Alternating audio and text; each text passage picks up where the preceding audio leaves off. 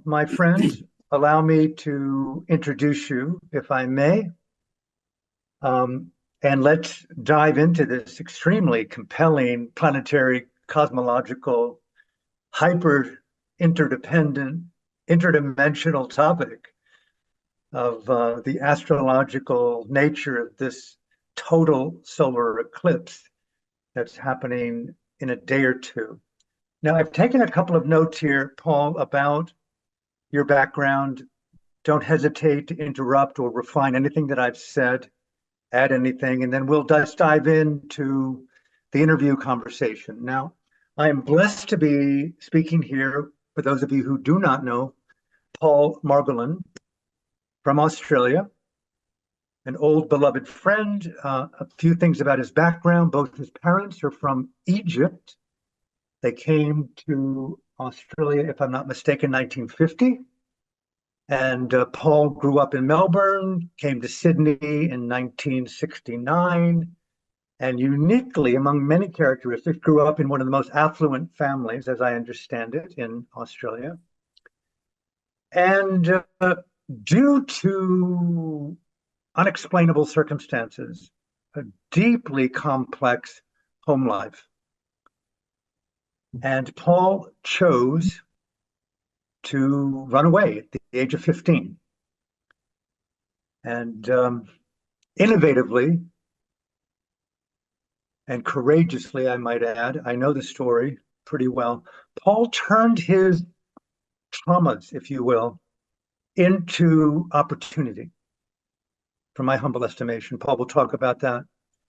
And I would even dare say a superpowers. He became one of the world's finest flamenco guitar players, put himself through university playing flamenco guitar, and like myself, working in a petrol gas station at a young age, and began to what? Yeah, right.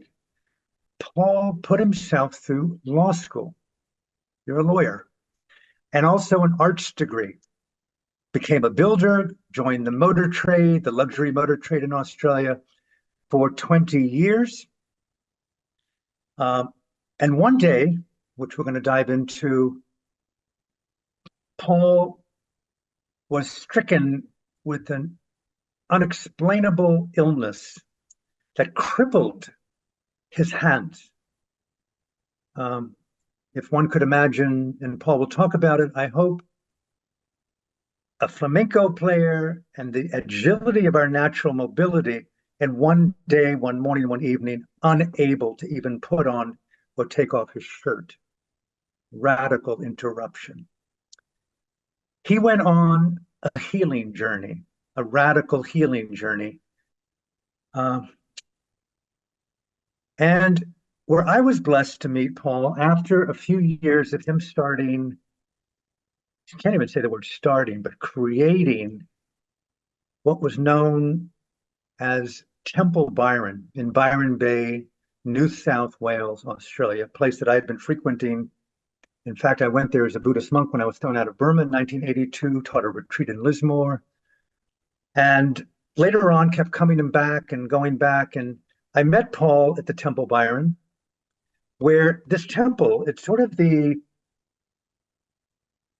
omega or the echelon of Australia, the preeminent workshop, retreats, a focal point, a locus of spiritual, mystical, human design. A variety of people from around the world would come there, like myself, blessed to be there based on Paul's goodwill, to share whatever we thought as valuable to the good people who would fly in, and also from Byron Shire.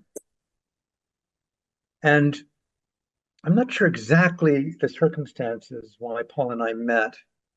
It may have been when I was living there with my daughter and her mother back in 2007, 8, or 9. And I'd heard about Paul in the Temple Byron, and he offered, based upon my desire, to give a talk there. And eventually I heard about his astrological skill set, which he's very low key about, by the way, if you're tuning into this. And is it 30 years of ardent study, I think both of Western astrology and, if I'm not mistaken, Vedic astrology. And I think Paul has done hundreds, if not up to 1,000 or perhaps more, personal readings. He sold based on the development in the Byron area, the Temple Byron a couple of years ago. He chose to retire. And I've invited Paul and we've spoken to participate in this radical moment of intimate conversation and an interview, gleaning Paul's both, I want to say knowledge, but it's deeper than knowledge and insight into an area that's almost completely foreign to me, the astrological nature of existence and its influence on totality, the human, the trees, the birds, the animals, the unseen deities, the devas, the creatures, the lower creatures, the higher creatures, consciousness itself. And I might add that I've joked with Paul over the years that I'm a real disbeliever on astrology. But when Paul has done readings for me and my daughter, and I'm going like, oh my God, either this man is channeling and or has a kind of pixelation into cosmology and existence and the influence of psyche and personality on stars and configuration. Whoa, stop. He is hitting almost on every note with a skeptic repeatedly now for years. And so here we have this total eclipse, primarily visible here in North America. And I would like to turn it over to the conversation and introduce Paul to all of you who may be listening. It's an unplanned conversation. There's no real agenda, but we're going to start with Paul, if I may. I hope the introduction was accurate. We have on April 8th, 2024, a total solar eclipse. Let's just start with the most basic. What is going on April 8th? And to your psychic, intuitive, astrological eye, what is the significance of this total solar eclipse, Paul? Thank you, Alan. Thanks for all the kind words as well. Let's speak in basic terms without going into any real astrological detail. But basically, a solar eclipse is an astrological event when the moon passes exactly between the sun and the earth. And for a few minutes, in this case, roughly 4.5 minutes, the sun will be completely blocked out. So if you're, for instance, the solar eclipse is going to hit Northern America in this particular eclipse in the next couple of days.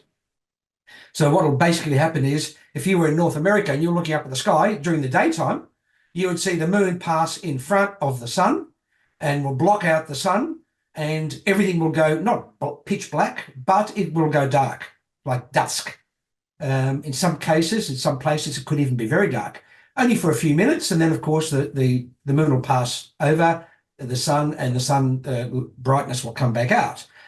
But going back, I mean, it's just it's a natural phenomenon. Just like, for instance, we have a full moon, we have a new moon. Eclipses historically have always been perceived as some sort of doomsday sort of event, even though they're quite regular to some extent, because ancient cultures and ancient people, when they saw the sun blocked out, and all of a sudden there's no sun, there's no light, nothing to feed the crops and blah, blah. It was like a portal of doom. They thought, oh, this is the end of the world. So there's always been a lot of superstition around eclipses. So that's basically, just to answer your question, that's basically what an eclipse is. It's just an astrological event of the moon moving and blocking out the light of the sun. Let me just jump right into an overarching question. What do you see from your understanding of astrological intelligence. I don't even dare use the acronym AI there with that, astrological intelligence. What do you see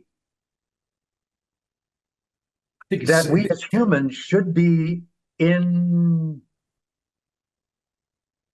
process with for 2024 based upon the astrological knowledge that you see and feel and assess? What should we be aware of? How can we be benefited from your knowledge about astrology in our lives today for this year? okay. Look, there's always a lot going on, as you put it, up in the stars. Um, at the moment, just to give you in a simple terms, in the astrological chart, to me, the astrological chart is a roadmap of the soul's journey incarnated in this lifetime. Gives you a picture of what potentials we have. Of course, what we do with that is totally up to ourselves. I don't believe in fate. I believe that you, like a very old guru once told me, he said, Paul, heaven and hell is not a place you go when you die. It's a place you live on a daily basis through the choices you make. So, but in saying that, there are many transits. What a transit is, it's when one planet's aspecting, connecting with another, and gives off an energy. I'll just give you one little bit of information so maybe people could understand. They're going to ask, well, how do planets affect us? Well, when you have a full moon, you have a high tide. It's a scientific fact. Why? Because the gravitational force of the moon, when it gets close to the Earth, and a full moon can affect the fluid levels on Earth. Hence, you get the tides in the sea go high. They can also affect your emotional levels as a person. Why? Because you're 87% water. Some women will admit that when they have their menstrual cycle and the fluid levels change in their body, they can also get a little bit emotionally, it could fluctuate. So any hospital, any police station will tell you their busiest time is a full moon. So it's a bit of a proven fact to some extent, even scientifically, that a luminary body like the moon can affect your emotionality here on Earth. Well, if that's the case, I believe in that. I've interviewed hospitals, I've interviewed police stations. They've all said the same thing. At a full moon, the werewolves come out. The whole term, the term lunatic, lunar, the moon. But then when I started studying astrology, I found out that the bottom line is, to answer that little thing I gave you, is, well, why wouldn't Jupiter affect you? It's hundreds of times bigger than the moon. Of course it does, but we don't tune into the planet Jupiter. We tune into the moon because we see it virtually every day, or nearly. In the old days, no one would plant a crop unless the moon was in the right cycle. Of course, today we've lost touch with that sort of connectedness to nature and the environment. But coming back to the question, well, how is this affecting us today? Right. There are transits happening. There are things happening at the moment this year that are astrologically quite profound. One of the planets in the universe is the planet Pluto. Now, in astrology, Pluto rules the 8th house, the sign of Scorpio. Scorpio is about transformation, rebirthing, life, death. Of course, every planet, every sign, every house has a higher and lower vibration of expression. In other words, the lower vibration of Pluto is possible violence, obsession. The higher vibration is rebirthing. Phoenix rises from the ashes. The snake sheds its skin. You have to go through some element of pain and letting go. For instance, to let go of the dead skin, but then rebirthing. Look at that. The snake comes out brand new, ready to start again. The grub that turns into a butterfly and flies away. A painful process of the grub when the butterfly is metamorphosizing at that moment to come out and fly. But then it flies. So Pluto is about total transformation, life and death. Why I tell you that is because Pluto is the ruler of Scorpio, and it changes signs. It takes Pluto 249 years to go around the sun once. So when Pluto changes signs, astrologically, it's quite a big event. with astrologers. So Pluto has just gone into the sign of Aquarius. It actually went into Aquarius on January the 20th. It's going to stay in the sign of Aquarius for 2 decades, 20 odd years, because it is a 250-year transit. But they say wherever Pluto goes, Pluto's about revealing hidden things. It's about darkness being exposed. Because after all, Pluto is sort of the dark side. Even in a lot of counselling we did at Temple Byron, I remember that a lot of that counselling was about looking at your shadow side, owning your own stuff, and then, of course, being liberated from you. Otherwise, it'll work on you from the inside without you even realising. So it's about the light and the dark. So Pluto is about life and death, light and the dark. So in 2008, Pluto went into the sign of Capricorn. What does Capricorn rule in astrology? Business. What happened in 2008? Oh, we had the GFC, global financial crisis. A lot of things were torn down in order to be obviously rebuilt. So Pluto has just gone into the sign of Aquarius. What does Aquarius represent in astrology? It represents people, the collective, groups, associations, ruled by the planet Uranus, the planet of innovation, sudden developments. So the whole idea of Pluto and Aquarius, because Aquarius is about the collective. A very wise astrologer once said to me, if you want to sum up Pluto and Aquarius, where we should be going with this, and she said, unity consciousness, not polarity consciousness. In other words, Aquarius is about people power. Pluto and Aquarius is about power of the people, the power of the collective. A group of people can change the world. One person, okay, you can judge, you can run away and hide, you can stand up, but you get a lot of people together, the power can be invincible. That's why governments and all these so-called elites that are possibly pulling the strings or running the show, and governments and a lot of authority, they can only succeed in what they're trying to do, whether it be a dubious agenda or something positive. They can only succeed if the people go along and obey the rules and obey the laws. So I think the whole idea of Pluto Aquarius is people power.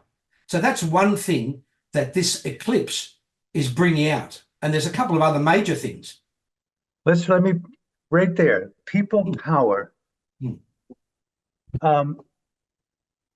When you bring up the phrase people power, let me just be very frank and let's just dive right in the most transparent way. Obviously, you are more than a free speech advocate. You're a free speech activist, as I am. And people power represents anywhere from community, family, the power of interrelated, the mycelium of biological, cognitive, existential intimacy.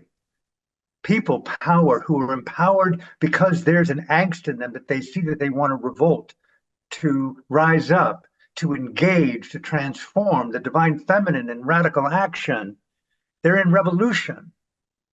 So there's degrees of this people power that isn't just marching or doing an ayahuasca group ceremony. It's really the possibility that we may need to join in solidarity, right?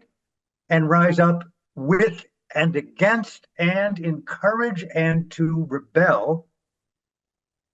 Now, this is where I'm going to ask the question, what would you say the context is that you see, Paul, that we would need to employ people power right now? What is the politic that you see on a global level? Give us an insight into what you see and what you know. You're a deep investigative journalist researcher. You are prolific in your research and cross-examination. I dare ask you, in all fairness, what do you see that we are dealing with today on planet Earth? We obviously are dealing with obvious things like technological fascism, the word totalitarianism being uttered in Waldorf schools today.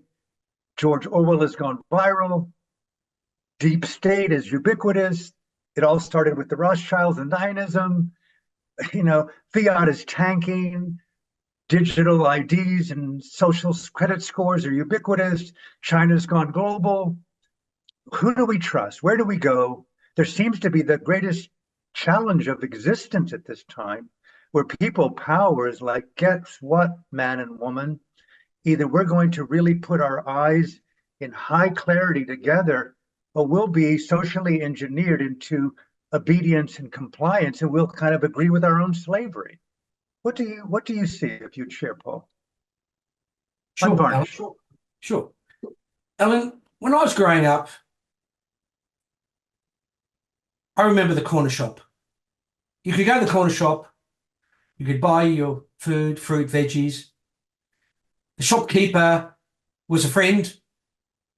As you grew up, he became a closer friend. There was a sense of community. You go to a lot of country towns now, and there's still a strong sense of community. But now people, I mean, we all live in communities, we're communal beings, but we live now in an environment of separation. There's now big conglomerates, no more corner shops. It's now the big department stores have taken over, and they're making billions and trillions of dollars. Profits and profit margins and shareholder results are more important than really doing the right thing by the average person. A lot of people are fearful. A lot of people, I know people that live their whole social life on social media. They actually don't physically talk to anyone. They look at screens and communicate by text and whatnot. I think society is changing, obviously. We've become a little bit detached from nature at the same time as that. It's not really a good picture, because here we have so-called, I don't know whether you want to call them the elites or whatever you call them. Some of these people are running all the reserve banks in the world, and they're making trillions of dollars, and all these huge companies seem to be owned by the same people. And where does that leave the average person? The average person's a little bit scared. And then, of course, chuck in a bit of COVID and a bit of isolation and lockdowns and fear-mongering and whatnot. I mean, even look in the papers today, the level of violence with children. It's a lot of people are becoming paranoid. So it's the whole actual environment that's changing. It's becoming polarized, good or bad, rich or poor. There seems to be nothing, there's no mediation, there's no moderation. So a lot of people are trained to be overachievers and succeed. And of course, the definition of success, supposedly, is becoming wealthy. Well, I don't know about that one. I've sort of been on both sides of the coin there. And I always used to joke and say making a lot of money was the most expensive thing I ever did in terms of my own health. Nearly killed me. But coming back to the transits and the astrology, Pluto and Aquarius, it was foretold that at this time, and even if you want to go back and look at some of the teachings in ancient scriptures and Bibles and prophecies and who knows what, I can name heaps of them if you want me to, they all indicate that this is a time where there will be some sort of battle between darkness and the light. And as you know, the bigger the light, the bigger the shadow. The duality of life, all of us. Shakespeare said, joy is a function of sorrow. Without one, you will never really truly understand the other. So we need to have a little bit of a shadow side and a bit of a darkness. But I think we need to be aware of our own stuff and start to realize that, what was the old American Express saying? It is more blissful to give than to receive. Sometimes, when you listen, Alan, when you listen to, you've got a daughter, when you first held your daughter in your arms and you were crying, little tears screaming down your face, that wasn't coming from your head. That was coming from a deep, ancient part of your soul that is buried in your heart. Mm-hmm. That's where the cellular memory lives. It's all in the heart. When you listen to beautiful music and you shed a tear because it's overwhelmingly gorgeous, where does that come from? That doesn't come from your head. Your head is part of your ego. It's trained to compare, judge. This is good. This is bad. He's this. She's that. I need to do this to protect myself from that. And this is the practical part that the mind does. But the heart, with all the wisdom, sometimes gets shut down. And I told you the story about that ancient Vedic, or ancient, he was nearly, I think in fact he was 100 years old. Mind you, he looked 80, but he was 96 or 98. And he said to me, he said, Paul, just be careful. The head screams and the heart whispers. Be careful who you listen to. One is the ancient wise part of you, and the other is a screaming baby that's fearful. So I think the whole idea of this Pluto and Aquarius age is about people reconnecting together. Aquarius, people connecting together. They're going to form partnerships. They're going to form conglomerations. They're going to form unions that will be a win-win situation for everyone. And it'll come back to, like Nostradamus predicted, this will be what's coming up, will be the beginning of the golden age. One nation, no more separation, blah, blah. But before we can get to that, look what we're going through. We're going through the dark part of Pluto, revealing of corruption, violence. Look what's going on in the world. We're on the verge. The last time Pluto was in Aquarius, listen to this. By the way, it'll be in Aquarius until 2044. The last time, and it's like one thing I need to also bring in conjunction with this Pluto and Aquarius, there is another aspect, astrological aspect, that has to be mentioned. The planet Jupiter, which stands for expansion, it rules Sagittarius, the ninth house of the higher mind, the interconnectedness of all things. It's one of, they call it the luckiest planet. It's obviously the biggest planet in our universe. Jupiter is conjuncting. What does conjuncting mean? It means meeting together in the heavens. Jupiter, the planet Jupiter, is conjuncting the planet Uranus. Now, Uranus is the leader of Aquarius. It rules the sign of Aquarius. Uranus is innovation, technology, breakthroughs, science, the Uranian energy. When you just blinked your eye, you didn't think about blinking your eye, just blink, because it rules, in medical astrology, Uranus rules the nervous system. So it's innovative, it's original, it's spectacular, but it's also sudden, possibly sudden. Uranian things happen suddenly. So we've got Jupiter expansion meeting the planet Uranus of sudden events, and it's happening. It's going to be exact on April the 15th. Now, the last time we had Jupiter conjunct Uranus was in 1941. We had Pearl Harbor being attacked in the beginning, and World War II. Because Jupiter Uranus in a lower vibration of expression, of course, is explosion, violence. Jupiter expansion, Uranus is sudden developments, and Pluto is the darkness. Bang, you put all them together, you get a bloody headache. It's a scary thing. And I believe, I'm a little bit, look, I read the newspapers every day, and I listen to the news and on TV, and I listen to social media and all the conspiracy theories as well, and I get a good dose of both sides. And both sides scare the hell out of me when I see both sides, what's going on. Not that I believe everything I see. But what do you mean by both sides? Well, if you look at mainstream media and the mainstream news is one thing, but then if you look at social media and you go into some of the conspiracy theorists about what's really behind some of these developments and who's behind it, and it's pretty scary to see, well, all this news is not good. The rich are becoming obscenely rich. The average person is basically being brought to their knees. We're on the verge of a possible third world war. Here we are, and what upsets me the most is here we are a couple of thousand years later. We haven't learned a bloody thing. We're still killing each other in the name of supposed God. Are you kidding?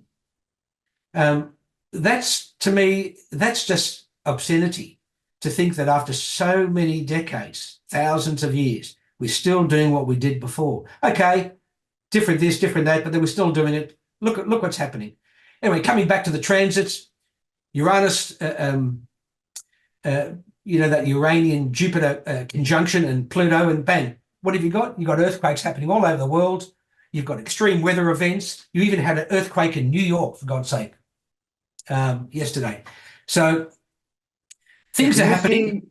Do you see this expanding complexity, for lack of better terms, darkness within the astrological assessment of astrology?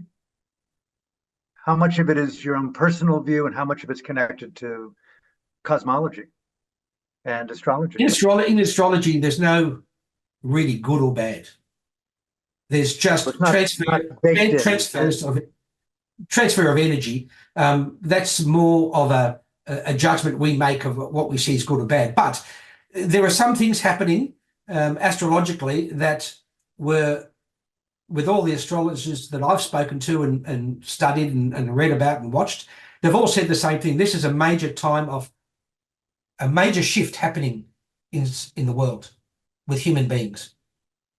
Now, that shift in a nutshell is what? What do you? That shift is the old way is phasing out, and there's a new way of existence and for the collective coming in. So we're going through the challenging phase at the moment. But don't kid yourself. The bottom line is this is going to turn out wonderful, because it's about time. It's going to give everyone the opportunity, whether they go along with it or whether they're forced into it, is that things will change. I think the people will just have enough. There are countries all over the world where people are rising up against their governments and saying, you know what, enough is enough. We're done with this. And even armies and police forces are not doing what they're told, because they're not going to persecute their own families. I think at the end of the day, this will be a beautiful thing that will bring people together. And that's part of that collective unity consciousness that we need to come back to, and to realize that we're all brothers and sisters, no matter what the color of our skin or what the sex we are or whatever. We're brothers and sisters, and we can live together. We can look after this earth and make it the paradise that it always was before we went a little bit skew-iff and went astray, and we started, without pointing fingers at anyone, we started doing a few things that really weren't good for all of us in the collective. So beautiful. So I think this is the end result is we're going to find heaven, but we have to experience a bit of hell before we can do that. And I think that's just being realistic.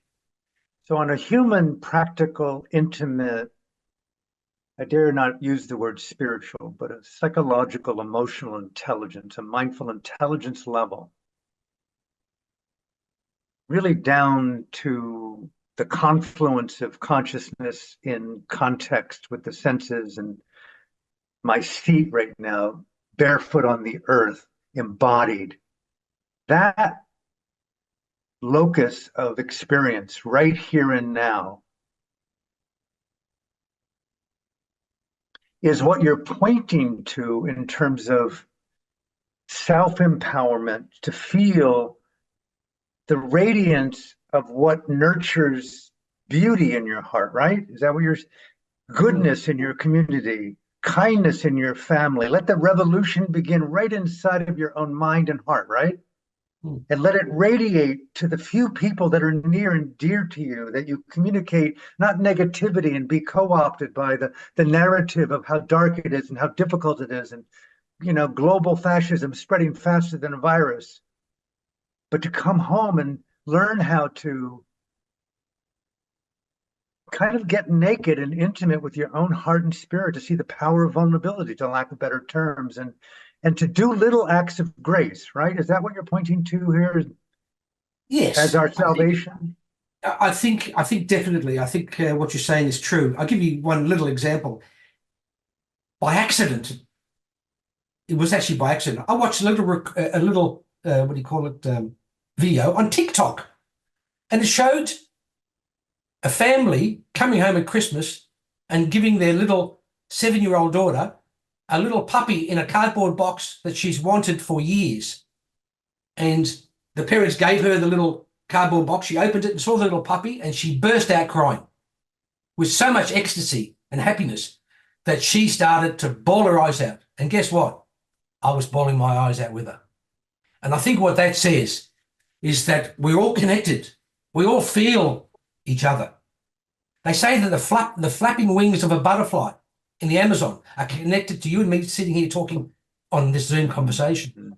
We're all connected. And I think, why don't we start to acknowledge the best part of that connection? And beautiful. that's what's going to make us all the best versions of what we really can be. And I think that's where we're headed. But to say there's a few challenging astrological things going on at the moment, yeah.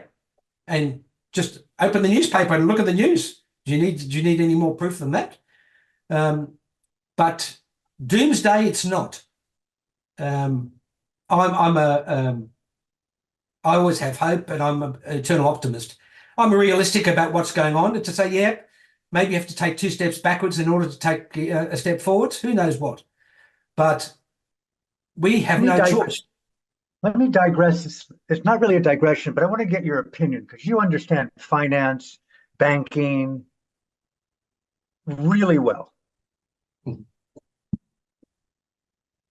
know, while we are so-called embodying a more intimate, resonant mutuality, a more sacred reciprocity with our tribe, our family, our friends, our body, our yoga, our Dharma, our meditation, there seems to be, Paul, and I ask you, bear with me, it seems to be a concerted, deliberate engineering, if you will, a manipulative coercion, corporate driven, digital, nothing new here in what I'm saying, fascistic mind grab. The next thing you know, as you mentioned to me, that banks are closing in some of the cities in Australia. There's a law that recently passed without even being voted on where digital IDs, right? Next thing you know, you can't get cash. Next thing you know, you're being under 24/7 surveillance more than you already are under 24/7 surveillance. Next thing you know, you can't even buy groceries at your so-called Whole Foods because you don't obey big sister, big brother, because you don't even know why you even crossed the line. So while we're loving and becoming radiant, beautiful expressions of human beingness, it seems to be that this other nefarious thing that kind of goes by the label of profit, privilege, patriarchy, and assholes that want to dominate existence, kill off a lot of people. And next thing you know, we're engineered into agreeable slaves, and we're happy, as Charles Schwab at the Economic Forum has said, you're happy owning nothing, doing nothing. You're happy in your house, twisting your thumb, meditating with your mala beads of denial, chanting your mantra of complicity, doing your microdosing of deception, doing your ayahuasca of, purging your wisdom rather than your trauma. Everything is topsy-turvy. So I guess what I'm saying is, it's how do you get a handle on what existential, spiritual, political, social activism looks like today, rather than just, and I dare say it, I just spent 14 months in Bali without shoes, pretty much naked, dosing, meditating, visualizing, writing, creating, dancing in my own fidelity with a few people. And meanwhile, the house is burning.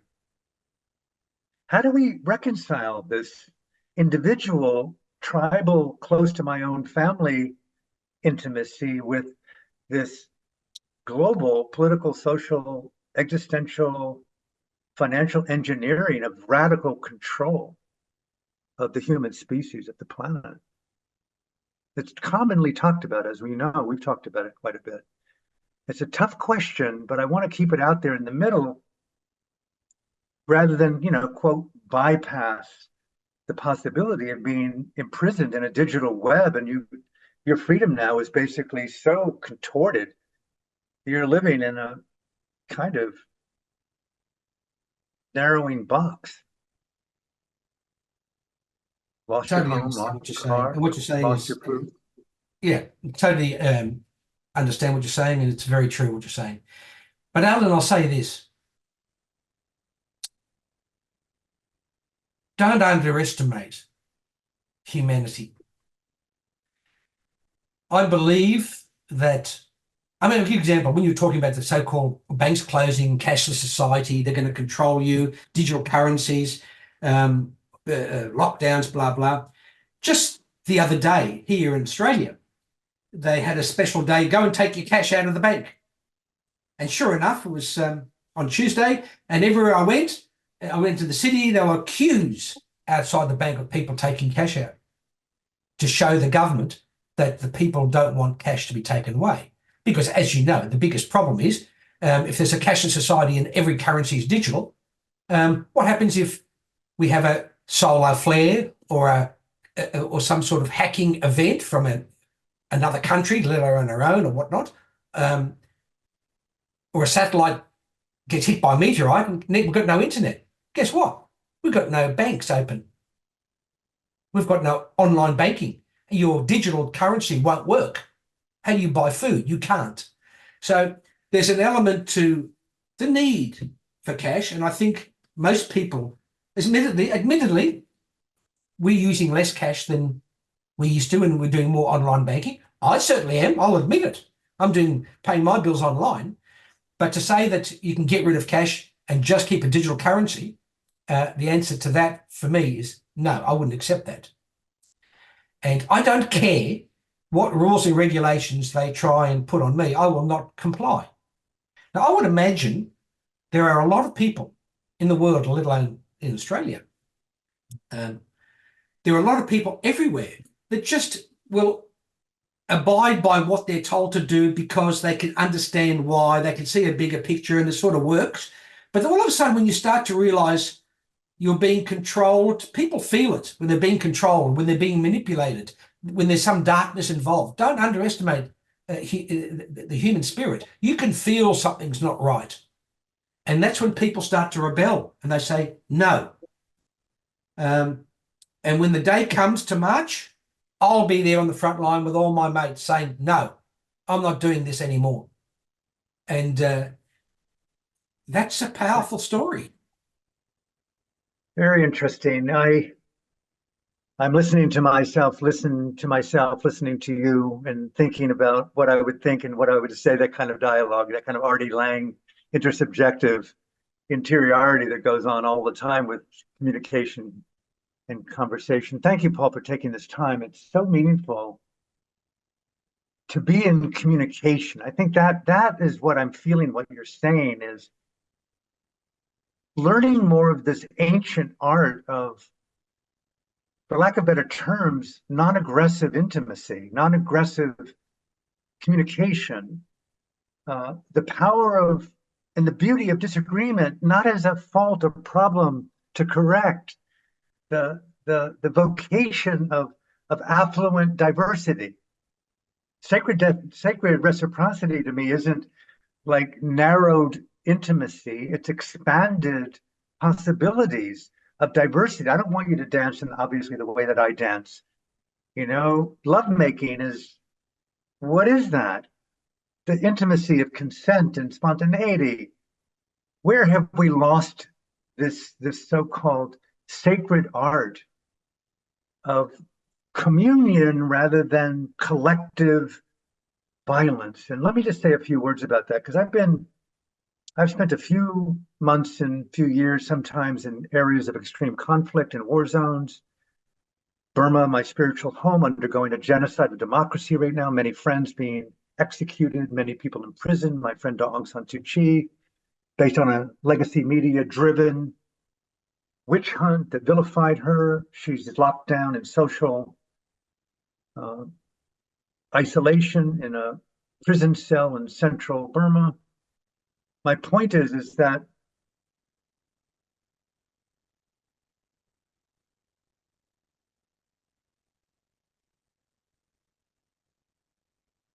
this edge of me that wants to come back to the West to fight isn't about fighting with my hand. or using just the power of the voice, but it's also to do what I can, which I think a lot of people feel today, is the naturalization, the normalization of violence.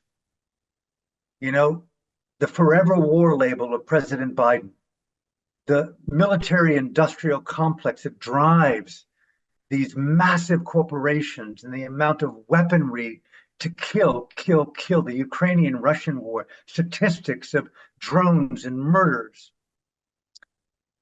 All of us paying taxes as proxy murderers today. Afghanistan, $7 trillion of American taxpayers' money as proxy killers. Iran, 1 million women and children killed in the name of what?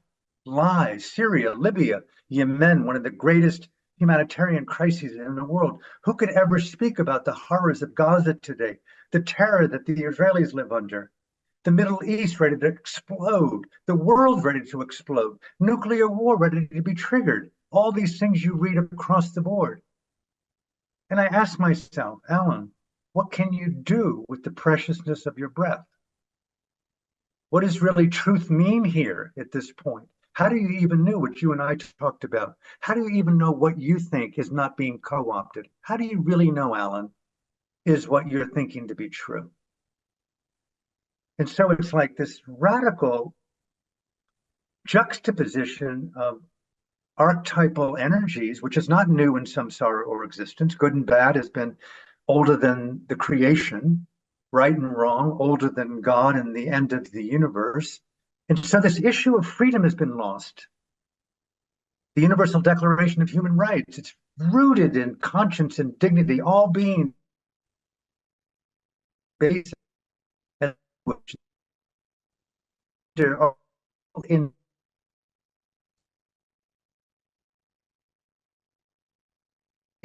how to restore here to invite you restore a love of conscience, a love of mutuality, a love of freedom. And how do we get leaders that are not just propagating insanity? How do we get rid of these guys? Get rid of them. Stop voting for the idiocy of expanded insanity. And so that is a kind of rant. I just wanted to share it because I know a lot of people feel it. I know it's not an easy area to dive into, but anything at all, Paul, that you want to go, please take a moment and share what feels to be true for you. Alan, yeah, there's one thing astrologically I want to say, but before that, I'll just say this. I think, as I said, things have to get a bit worse before they get better. I think people are starting to get fed up. People around the world in various countries, many countries, are marching against their own governments. In virtually every country, there are marches now where the average person are joining in because they don't approve of what the government's doing. And don't kid yourself, the governments, sure, they're fairly arrogant, but at the end of the day, they've got to be careful, and they know it, because when the public, the people, stand up and say no, they lose all their power, because it's. I think things will get worse before they get better, but I'm hopeful that eventually there'll be a turning point, there'll be a shift. And I'll just tell you this, there's one thing I haven't spoken about, and it's very important. When I mentioned about the Pluto in Aquarius transit every 20 years that we're having right now, and what that means, together with the Jupiter-Uranus conjunction in Taurus, so that expansion and sun developments in this earth sign of Taurus.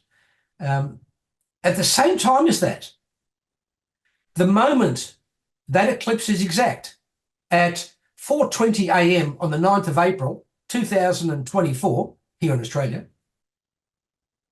the exact moment of that eclipse, the planet Chiron will be exactly conjunct the sun at 19 degrees, 24 minutes Aries. Now, What does that mean?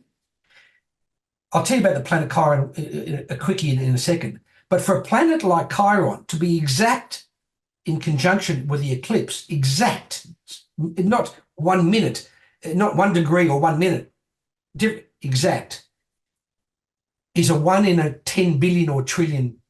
Wow. Like it's unheard of. Unheard of. I've never experienced that, seen anything like that ever in my 30-something years of playing with astrology. But the planet Chiron will be conjunct the eclipse exactly, and it'll be in the sign of Aries. Now, I just got to tell you, planet Chiron, I won't go into the Greek mythology of who Chiron was, half man, half horse, wounded, left the flock, went to kill himself in a cave. Just before he did himself in, God spoke to him. This is Greek mythology 5,000 years ago. God spoke to him and said, Chiron, he said, God, help me heal my wounds. I can't go another day with this pain. It's because we all come in metaphysically, we come in with some pain, something we need to conquer in our lives. Apparently, God spoke to him and said, Chiron, I will heal your wounds instantly on the basis that from this moment on, you go back down to your tribe and you heal the wounds of others. Hence, Chiron became the greatest healer of mankind. I gave you that little spiel only because that's the vibe behind the planet Chiron. They call Chiron the wounded healer. Takes 48 to 50 years to go around the sun once. And in fact, for instance, my Chiron return, when I hit 49 and a half, nearly 50, when Chiron did the full circle, was the biggest shift I ever had in my entire life. I went from the motor trade to the healing center, in between the crippling disease. So Chiron, the planet Chiron is going to be exactly on top of the sun and moon in other words, it's going to be on top of that eclipse, exact. So there's some profound element of wounding and ultimately healing to do with this eclipse. So that's why a lot of astrologers are saying, sure, the eclipse is going to be pretty full on. And it is now. Look, we're on the verge of a war. And in this morning's news, America's worried about retaliation from Iran. And then it's going to escalate. And then we've got the Ukraine, we've got Israel, we've got this, we've got that. I mean, it's getting pretty volatile. Something could blow. So this eclipse, everyone's a little bit scared, could trigger something like that. And maybe it will. I don't know. But I'll tell you this. The sooner we get rid of all this darkness and see through it, the better. Because it's time now to put that behind humanity and start doing what Nostradamus said 550 years ago, create the golden age, where we're one people and we're connected together and we're looking after this world and we're looking after each other. And I don't want to sound too optimistic, but I still believe that we can start doing that by every day you wake up, try and be the best example of who you can be for that day. And if you do that step by step, we'll all start recognizing that we're doing it together. And maybe that's where we're headed. Beautiful. I'm feeling where it feels true for me in what you're saying. It's there. And I'm coming, how I feel it and how I manifest it in my own personal life is there's a part of me, Paul, that feels like step aside, let the system implode. They're not listening anyway. They're censoring. They're cutting us off even for intuiting things that might be controversial. And so self-censorship is like the new Dharma in a weird way. Certainly with the social media platforms, unless you're on some other platform called your own mind with a couple of friends and series off and it's in a radiation bag and everyone's paranoid. Everyone fears being a Snowden or an Assange today or an Aung San Suu Kyi. Then you've got, okay, take care of your own humble, spiritual, existential, nutritious day-to-day life with you and your family and your friends. Then you've got the potential of a more, what you brought up earlier, which I want to go into more, is people power. And the innovative expression of that today, what does that look like? And the last category for me is like, if we were in something called, I say this with respect, an end game, maybe not total darkness or the end of existence, but an end game of anything that we know of as civilization continuing, even to the point that could be even a dystopian future where you don't even want to be alive, particularly. Transhumanism become, who knows, and AI and NHI's non-human intelligence have all of a sudden infiltrated the planet. And it's like, oh my God, give me death. There's far better things than being alive or dying. And so this term I came up with some time back called psychedelic activism. It's not so much giving, 1960s, 1970s LSD or ayahuasca or MDMA or ketamine or psilocybin or any of the other kind of somas that are out there to the elites, but it's basically making it somewhat satirical, somewhat high option, if not mandatory, for those who run for, it's not an original, political office and high leadership, that we get a readout on their psyche and their consciousness and their social, spiritual, mindful intelligence, or whether their hull is cracked and they're psychopaths. We need something. And I'm not saying just give it to the elites, the politicians today. That's not my thing. I don't even use it myself, except really rare. But I think the future is held in the hands of the feminine, not just women, but the feminine inside of men as well, the divine feminine, for lack of better terms. What that points to, I'm doing a book right now called Patriarchy, Authoritarianism, and the Role of the Divine Feminine in Contemporary Society, Conversations with Visionary Women. It's been 2 years in the making. We've got about 10 long-form interviews. I've got 10 more to go. And I'm learning a lot. The book is primarily for me to learn and for my daughter's generation, who's 17. My point is that psychedelic activism, if I were left with, Alan, what do you think? If I were able to talk to former President Trump, Robert Kennedy Jr., to President Biden, to Macron, to Trudeau, if I had a chance to be at the United Nations and they asked me, Alan, what do you really think we should do? I think open your mouth with a group of very awakened women. They'll fly you to Byron Bay or Sydney or Vancouver or Sedona or Maui or Bali, somewhere that's sacred, and just get down and see what a moderate dose of consciously administered psychedelic does with women holding psychic space, conversational intimacy, to possibly feel into some of these innate things that you call powers that are really traumas, unrecognized primordial forces of fear, greed, shame, and doubt, and sexual inadequacy, which I think a lot of what we see in the world in terms of violence is about sexual repression. I don't mean just intercourse, but I mean just the power of that feeling inside of the vessel of the conscious mind, sensuality. And we need intervention right now.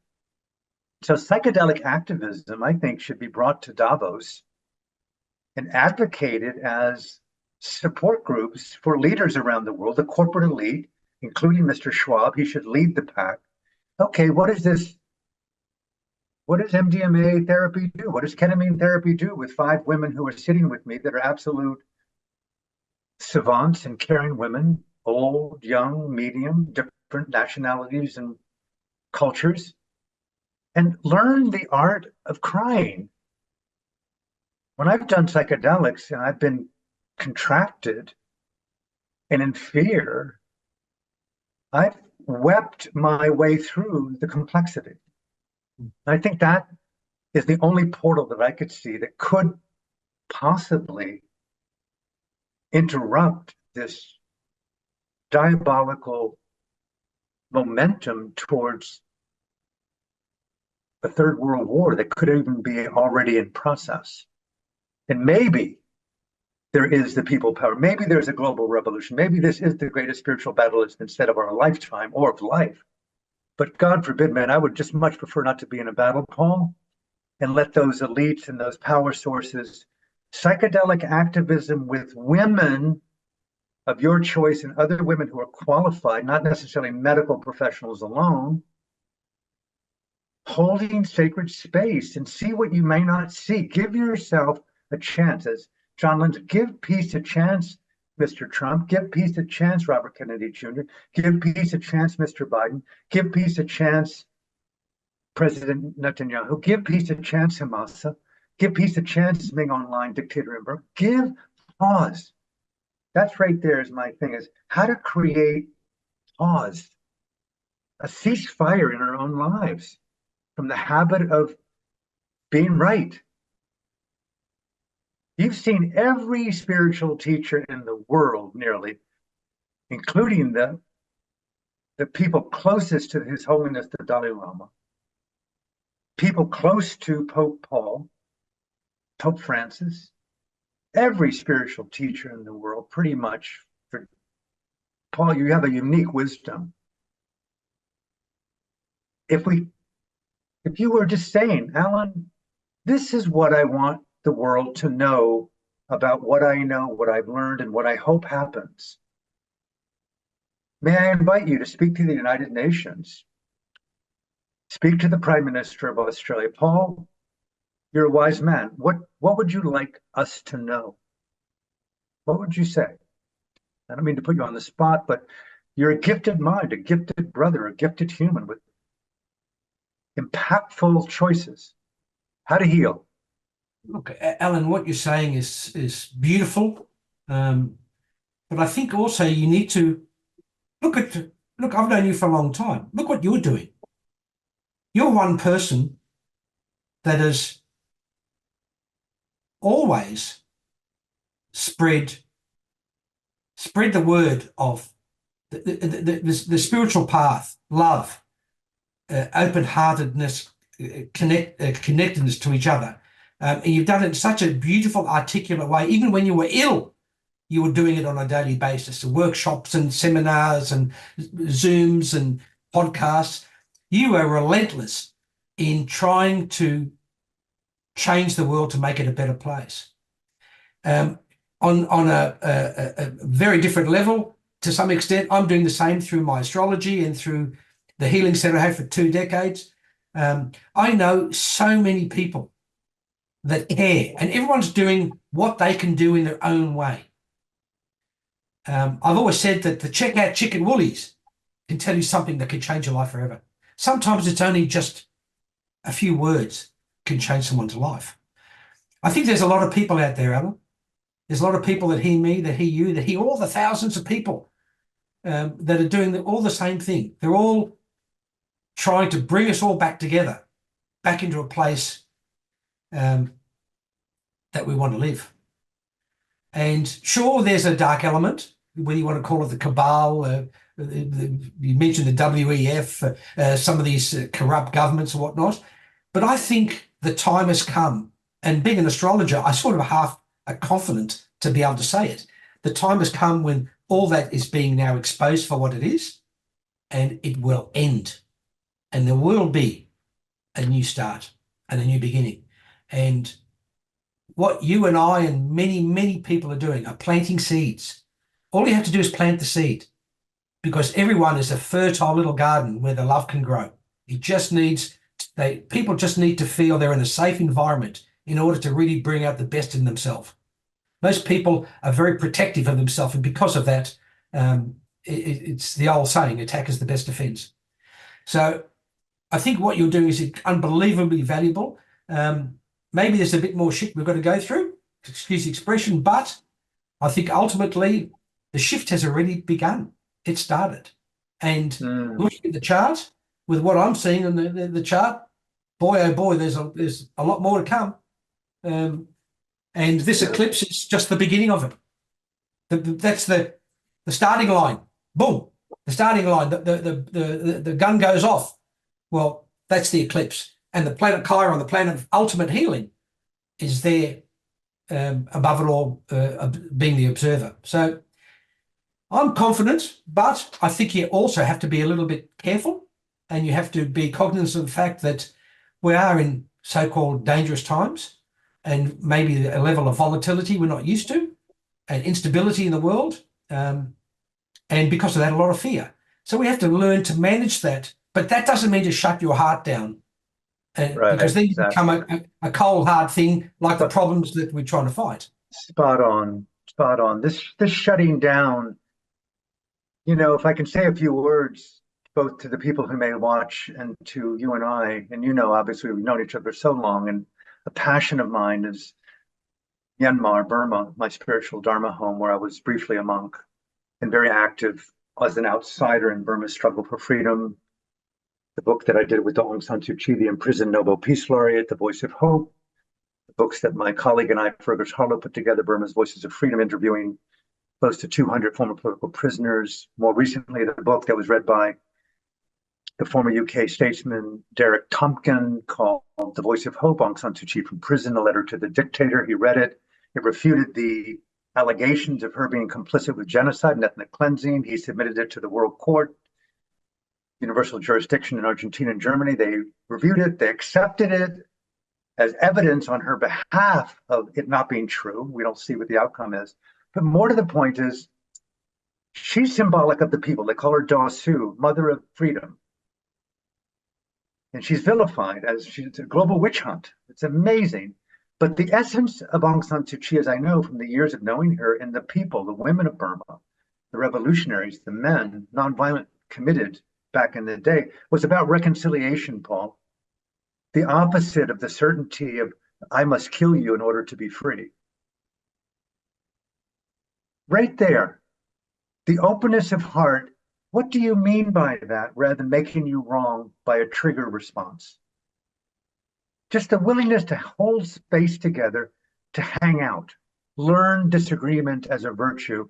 And here we have a country that represents, back in the day, a revolution of the spirit, revolution born from the wisdom of reconciliation. The United Nations and the Universal Declaration of Human Rights. Why resort to violence when we can learn to talk about it? And here we are as a sophisticated modern species, and we're still bombing and shooting and droning and raping each other as natural to the way in which you spread freedom and democracy. It's like, give me a break. Something is in the collective intelligence that's so distorted that I feel that this divine feminine expression of reconciliation needs to be unpacked. And therein lies the possibility of a sacred future. And I think I just want to say that. And I'm not idealizing Aung San Suu Kyi, but I'm really elevating what I remember to be Burma's revolution of the spirit and why I was involved. It wasn't about Burma alone. It was about the saving of the most sacred thing on earth, is sacred coexistence. I don't want to just be an activist. I want to be a lover. I love the stage. I love intimacy. I love lovemaking. I love poetry. I love spoken word. I like writing. I like dancing. I like walking. I like living. But I'm at two with violence. And how do we instill this in people to become just, I refuse to participate in the glorification of violence and deny that deep trauma of proxy murder, civil disobedience, civil disobedience. I refuse to participate in tax dollars to kill, boycott, divest, right? We got to get real and practical. Where are the leaders? Part of it, I'm not a leader particularly. I'm kind of too radical, and I'm on the spectrum, no offense to the spectrum, and got Tourette syndrome and brain trauma that was undiagnosed from a car accident when I was a kid. And so there's all kinds of, but leaders. Robert Kennedy Jr., leader. I think it's a case of, interaction rather than reaction. We've got to, like the way you described Aung San Suu Kyi, and her attitude is what a beautiful attitude to have. Rather than try and make someone wrong, it's not a matter of right or wrong. It's a matter of, let's work out, find the best, something in the intermediate for both of us, that works, and do it, and coming from a place of an open heart with a willingness to want to cooperate, and that is really success. Beautiful. But In Burma, Paul, in Burma, just briefly, I sorry to interrupt you, that Yeah. I was just flashing my teacher, Seda U Pandita, who took over from Mahasi Seda when he passed away. He started these youth-oriented nun and monk summer camps. And inevitably, you have 300 to 400, 500, 800 5-year-olds to 14-year-olds in a monastery away from their parents. They just went crazy for the first week. And they would often get into fights, ironically. And one of the ways he would remedy that kind of conflict is he'd have two young monks, 8 years old, stand apart from each other and fight, but they could not reach each other with their hands and fists. And he would, no, no, no, keep fighting until they both would fall down on the floor, crying and beg, please, I'll never fight with you again. I'll listen to you and learn how to cooperate rather than pushing or hitting. And that was like a very unusual remedy. Like play it out, cathart it out.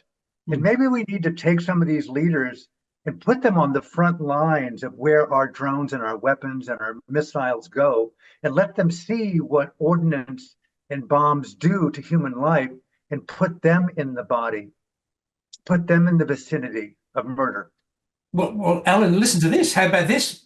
Going on from what you just said, with the whole Jupiter-Uranus conjunction and the eclipse, maybe there is something sudden, unusual, out of this world coming. Now, let me just give you a scenario off the top of my head.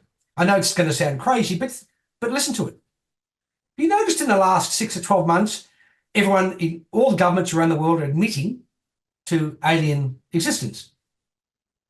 The US government has admitted to having found this or found that, identified this that's not from this earth and blah. All of a sudden, there's a lot of alien stuff being exposed or coming out or released that was previously hidden. Who knows?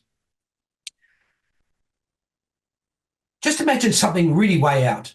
Just imagine at any particular one moment, every human being on earth will see in front of them a recording of an alien speaking in whatever language they understood, because these aliens are pretty smart. If they can come here and do that, they're a lot cleverer than we are. And everyone heard this thing saying, here's a 15-second video of your Earth in 2 years from now. And it showed this barren, destroyed, everyone dead, gone, virtually pulverized. He said, now, you've got a chance now to stop it. Otherwise, you're all going to die. I shouldn't be here telling you this. I'm leaving in 14 seconds from now. But remember that picture you saw, because that's where you're headed virtually tomorrow. And bang, disappears. Now, that's scientific, that's science fiction type stuff. But I'm a believer in weird stuff.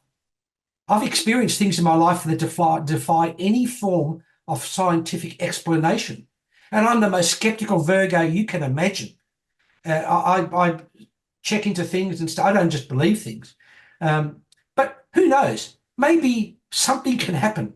Maybe it's time for something to be unveiled, or for some information to come to us that could literally change the shift of where we're headed, to the point where we're going from one direction into the totally other direction simultaneously. Why not be positive to think, and I don't know if it's going to be aliens or bloody the German Shepherd next door talking. I don't know. All I know is this. You have to keep hope. You have to believe that we can make this a better place. And it's up to us as a collective to do it. And the one thing I've always saw about this eclipse and this Pluto in Aquarius, it's a time of rebirth. And I think that's great. Beautiful. Love it, Paul. I'm just having spent a couple of long periods in Indonesia and Bali and nature. I remember the months being blessed to stay with you at Temple Byron, and just the impact of being in such a sacred environment, both the way in which you creatively I mean, it's just for those of you who've never been there, it's like beyond the beyond aesthetics. Paul is a master savant of aesthetics and energy and frequency, which we didn't get into, which maybe we can do a next iteration of that. Frequency master. And nature, the kangaroos, the cockatoos, the butterflies, trees, the garden, the flowers, just holding and crying and feeling and being naked in nature. I dare even use the word healing. You feel and hear so much. I couldn't advocate enough for those who are struggling with stress or anxiety or trauma or fear or doubt or deprivation or inadequacy. Find a place in nature, struggle to get there, and just begin to acquaint yourself with a little bit of walking. Take your shoes off in the summer if you can. If not, wear sandals or shoes, but just let light onto your body. Breathe the plants, the trees, the flowers. De-psychedelicize your need to do another healing journey and see what it means to embrace the sacredness of breathing as an ambient being, an eternity here in this strange, invigorating, maddening miracle. Come home is what I kept telling myself. Alan, you're not healing. You're not dying. You are abiding in the mystery and doing the best you can to utilize the agency of choice within a hell of a lot of conditioning. And okay, and the influence, Paul. I've often gone on and on about the power of the monastery, which is beautiful, but there's nothing like the power of nature. And coming into the yoga of just being embodied in my breath, eating well, sleeping longer, listening to my own, it's not aloneness, it's belonging in a new way. So I'm just kind of ranting on here a little bit about what it meant to be kind of yet another person in Ubud, but nature is everywhere. Find it, right? Parks. And I think therein lies the first step of greeting your hope and possibility with something that's naturally reciprocal to elevate the best of you is the return to nature. Even leaders, I would say, return to nature. And the last thing I want to say, Paul, and then I'll turn it over to you to say whatever final words you want to share, is my colleague and I, Fergus Harlow, who's from Edinburgh, Scotland, longtime allies, friends, and colleagues, we started a campaign called the Use Your Freedom Global Campaign, useyourfreedom.org, that's calling for the immediate release of Burma's Nobel Peace Laureate Aung San Suu Kyi, President Win Myint, and all the other unlawfully democratically elected leaders in Burma. The entire government was imprisoned or murdered and or executed, along with over 20,000 other prisoners of conscience at this moment in the gulags of Burma, being tortured, raped, starved, diseased to death, and tortured. Virtually, the world is crickets, silent. And the country's undergoing a genocide of democracy and possibly a genocide of the population. And there is resistance. The people have risen up, but it's a colossal complication. Useyourfreedom.org, check it out. It's not just about Burma alone, but it's a lot of what I've shared today and what a lot of Paul has shared today. It's hope and action to begin to see, okay, I can take conscious, mindful actions to support freedom. And we're giving away free copies of our last book called The Voice of Hope, Aung San Suu Kyi. You can download it for free on the website and share it wherever you so choose. So from my heart to yours, of both who are listening, thank you for your patience and embrace of this conversation. And Paul, beloved Paul, please take your time, share anything at all that might be important to you or people who may be listening, or both. Alan, I only want to say one thing. It's a little story. It'll take a few seconds. I had told you that 96 or 7-year-old Ayurvedic astrologer was finishing his 5-day workshop, and I'm walking him out the gate, Temple Byron, to say goodbye to him. Beautiful old man, spoke very broken English. But as we were walking out, he said to me, put his arm around me, and he said to me, Paul, how are you going on your spiritual path? I said, Doctor, I don't know. I don't read any books anymore. I don't do any workshops. I just water the garden.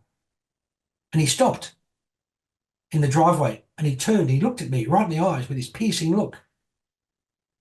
And he still had his arm around me. He said, Paul, let me tell you something. I've been on the spiritual path for nearly 100 years. And my family have been on the spiritual path for 300 years before me. And we have all only ever learned one thing. I said, what? One thing? He said, yes. He said, the spiritual path is learning how to open your heart to yourself, truly. He said, when you open your heart to yourself, you will open your heart to every other living thing on earth. You will feel the interconnectedness of all life. You will vibrate on such a high level that you will just wake up in heaven and you will live in heaven every day of your life. He said, the rest, my friend, and he tapped me on the head, is entertainment for your mind. And he turned around and walked out the door. And there I was in tears, watching him walk out thinking, how simple is that? How true is that? And I think it's about time that we started to stop and open our hearts to ourselves first, honor ourselves, and then look around and let's give everyone else around us a bit of a hand. And just Beautiful. enough people do that, we'll win. Thank you, brother. Thank you, Alan. Wonderful to see you and talk to you again, my friend. Beautiful, beautiful. Until soon, Paul. Connect with you again. From my heart to yours. Thank you. Absolutely. Thank you, Alan. Bye-bye.